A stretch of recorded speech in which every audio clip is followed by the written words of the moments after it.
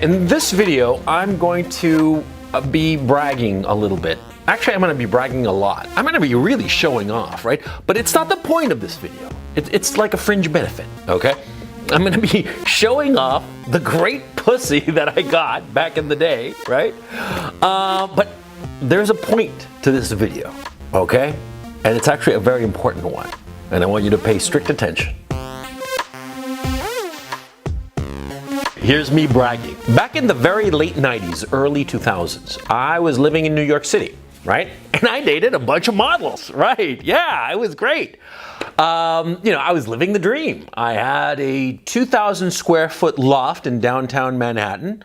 I had a bunch of money. I was a successful writer. And I was getting invited to parties where the models were there. I mean, I was living the dream. And best of all, I got to fuck the models. Yeah, a whole bunch of them. But yeah, it took me a long time to fuck these models. Oh yeah. Let me explain what happened. See, I made this friend, a guy called Chris. He was a great guy. And he had a sister who was involved peripherally in the fashion business. She had this high-end store, right? And because of that, I started to meet through him some models, right? And it was terrific. And then by chance, I met a couple of other guys who were in the film business. And they were interested in some of the projects that I was doing. And so, sort of like, butter me up, they started, taking me to their fashion shows and shit. I mean, because they had access to this kind of stuff. And so, lo and behold, there I am, this loser, hanging out with models. It was really terrific. Yeah, and of course, as you can imagine, at first, I was terrified. Oh yeah, I was totally tongue-tied. I'd go to these parties where there would be these models, and they were the kinds of models that you would see on the catalogs of Victoria's Secret and what have you. I mean, they were the real deal because, see, Manhattan is the center of the universe insofar as the modeling business is concerned. The models who are in Manhattan are primo. They are top of the line. And I was there, and I was getting invited to the parties. And of course, I didn't know what to do. Yeah, so at first, I would try to talk to these models, and of course, I'd be all tongue-tied because you see, you see the girls in the pictures of the catalog or Sports Illustrated or whatever, and they look beautiful, right? But when you're in their presence, it's even more overwhelming. The sheer raw beauty is overwhelming, and to any normal guy, it can get terrifying. I mean, frankly, the only guys who are not severely affected by their raw natural beauty are, frankly, douchebags and psychopaths, right? And so, of course, at first, I was tongue-tied. I was just seeing cross-eyed. I was scared shitless, okay? It was actually not very enjoyable at first. But then later, with time, with more exposure, I got used to the situation, right? I got used to these gorgeous women at these parties. And, of course, I tried to pick up a few of them here and there. I mustered up my courage and would go up to them. And, of course, I'd crash and burn the first few times. But, you see, I was hanging out these places, and eventually, you start getting lucky. It's just a numbers game.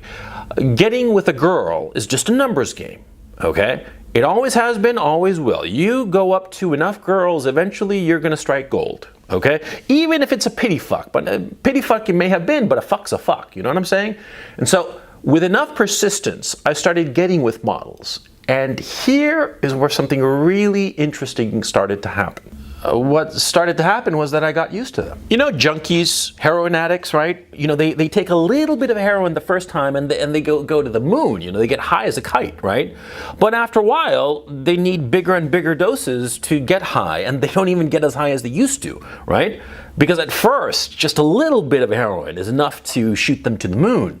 But then they have to just take it by the truckload, and they can barely get a high. You know what I mean? Well, it's the same with these models, right? After a while, I got used to them, and it didn't intimidate me so much. And so what happened was that I was able to approach them. What happened was that I was able to be funny. And what happened eventually is I started to get to know them, and I started to realize their situation. And then something really interesting happened. You see, most models in New York have a miserable life.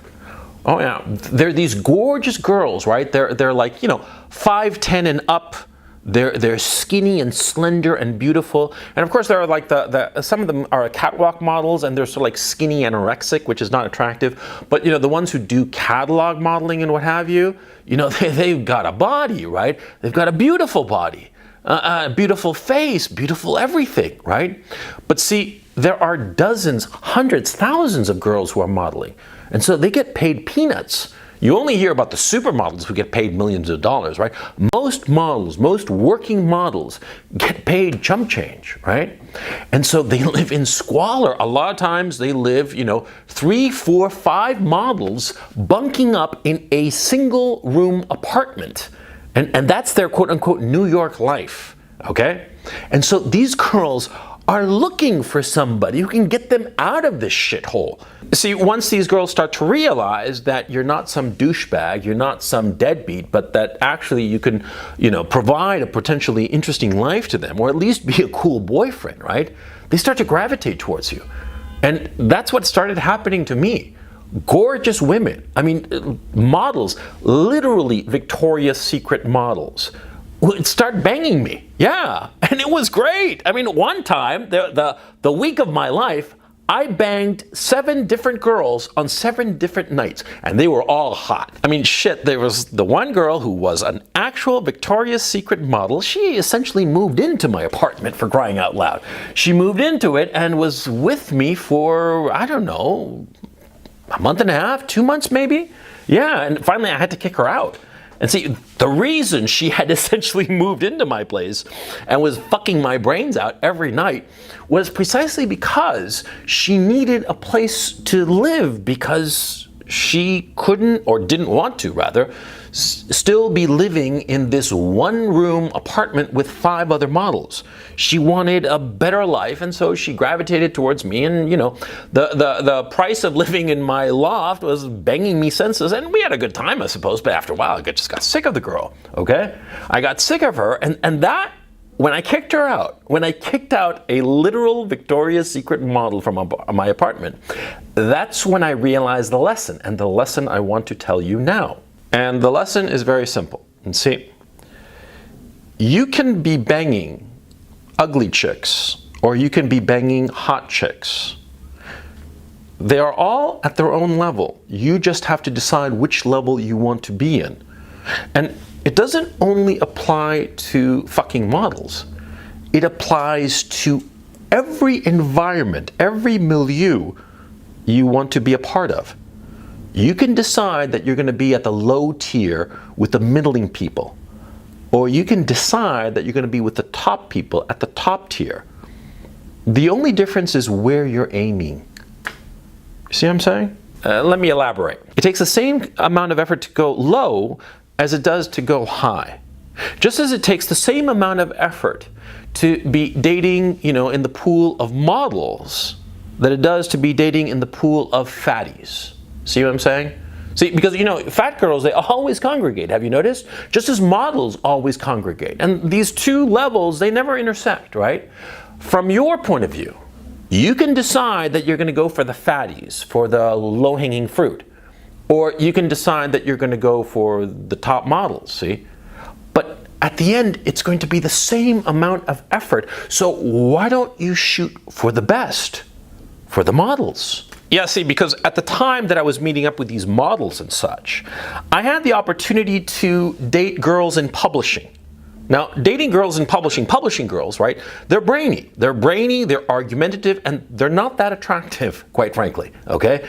They've got a lot of qualities. They've read all the books that you've read, right? Which is great, right? The models, they haven't read a fucking book at all. At most, they've read Vogue magazine. Well, of course, they read Vogue incessantly, but they don't read it for the articles. They read it for the pictures, right? But girls in publishing, they've read everything, and you can talk to them about, John Updike and James Joyce and whatever the fuck, right? But they're kind of ugly. They're very argumentative. They're as poor as models, by the way. They're as desperate to get a good boyfriend as models. But, they're frumpy. They're frumpy and ugly and annoying. Really fucking annoying. Especially if you get a fucking leftist girl in publishing. Fuck that, it's like a fucking hassle. So let me ask you, why would I date publishing girls when I could date models? You see? And of course, that's what I did. Of course, I didn't date the publishing girls. I had a few publishing girls who were friends, but I didn't go to their fucking parties. I went to the parties of the models. Fuck yeah. You see the point I'm trying to make here, right? There are different social milieus. There are different target audiences. But you have to decide which one is more attractive and aim for that one. Hanging out with the publishing girls would have been the same amount of effort as hanging out with the models. Same amount. And quite frankly, the publishing girls initially are just as intimidating as models. The difference is, of course, the models are beautiful, whereas the publishing girls are brainy. But it's that same initial step, that same initial barrier. You know, there's a certain degree of intimidation, but once you get over it, and once you get used to it, once you know you're not freaked out by the society, the milieu, the environment that you're in, the group of people that you're with, once you're relaxed, see, it's the same amount of effort. Now, this matters not only in your dating life, it matters in your business, in your social life. At the end of the day, see, our lives are defined by the people around us, okay? The society that we move in, the group of people that we surround ourselves with. That's a fact of life. It is equally difficult to get into any particular group. Getting in the good graces of, say, a bunch of, junkies, of a bunch of fucking criminals or whatever, is just as difficult as getting in with the, hoity-toity upscale people. It's just as difficult, or just as easy, depending, see? But the point I'm trying to make is that, see, why would you want to go with second-rate people? Why would you want to hang out with losers?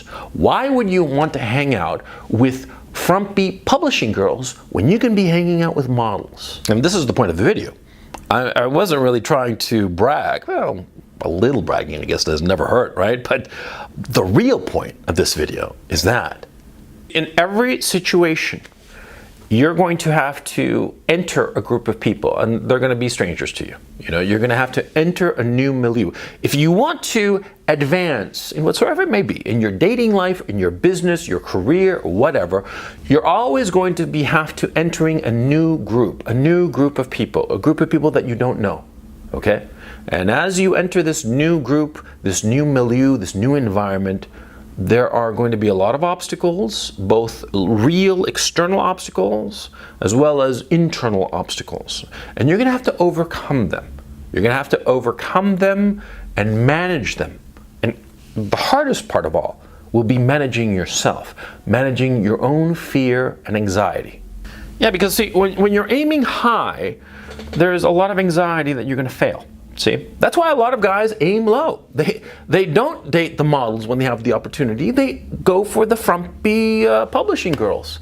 Yeah, they go for the frumpy publishing girls because, see, for them it's easy because they're not afraid. See, and this is the issue. It's their fear that holds them back. Their fear prevents them from aiming high. Their fear pushes them down and makes them aim low. It's only fear in their mind, fear that has nothing to do with reality. I've said this before. There is nothing wrong with being afraid. There's nothing wrong with feeling anxious and insecure. It's perfectly normal. That's not the issue. That's not the sin. The sin, the issue, is allowing your actions to be dictated and controlled by your fear. Allowing yourself to aim low because of fear. That's the issue. Do you know the difference between the guy who dates frumpy fat girls and the guy who dates models? You know the difference between those two men? None at all. They are the exact same man, except one does not allow his fear to control his actions, and the other does. Unless he's got a fat fetish. But barring that, there is no difference. So why are you going to aim low when you can aim high? In everything you do, always be aiming high. Always be aiming for the top level, the highest level. Absolutely. Never aim low. If you see that over there is where the models congregate, you go there.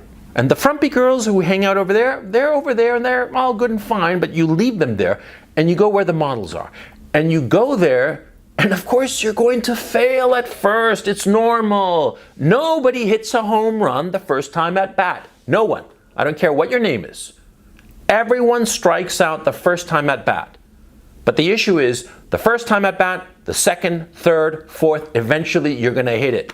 Eventually you're going to hit a home run. It's just a matter of time. And the great thing, see, is that in baseball, if you go up to the majors and you fail to hit a home run after a couple of games, they kick you back to the minors, right? But see, in life, you have endless opportunities. So you can fail again and again and again. You only need to succeed once. Once you succeed, success comes again and again and again. Remember, you little shitheads, I know this shit not because I'm smarter than you, but because I've been around longer.